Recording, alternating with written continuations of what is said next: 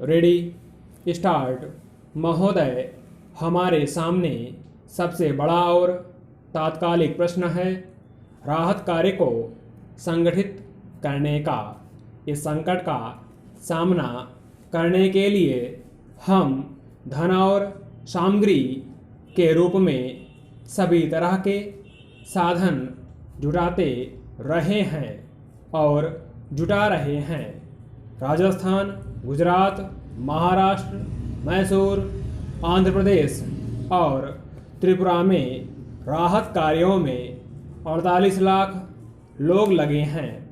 ये कार्य जिस पैमाने पर किए जा रहे हैं वैसा पहले कभी नहीं हुआ था।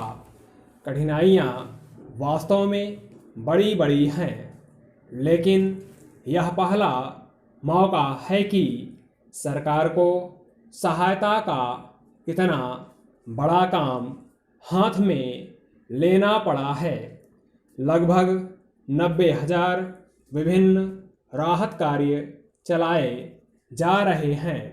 सबसे ज़्यादा कठिनाई जल आपूर्ति के अभाव की है, जिसे दूर करने के लिए कुछ कदम उठाए गए हैं।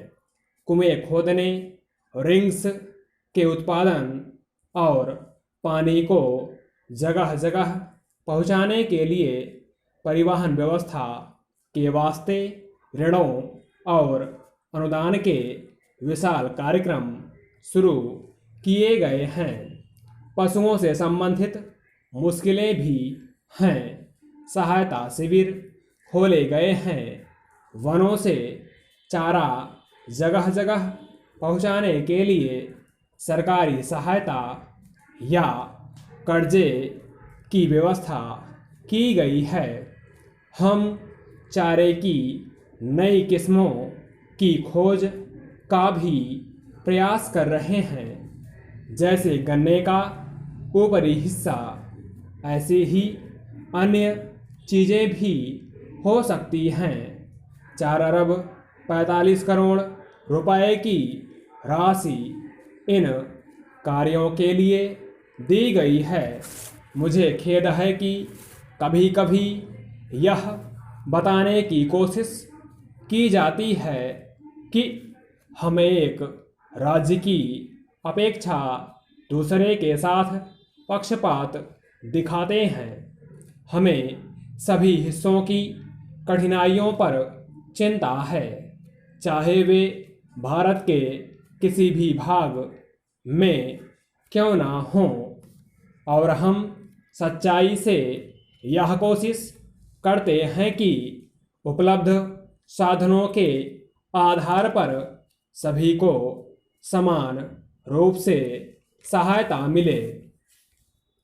एक माननीय सदस्य का यह कहना था कि हमारे यहाँ हमेशा ही सूखा पड़ता रहता है।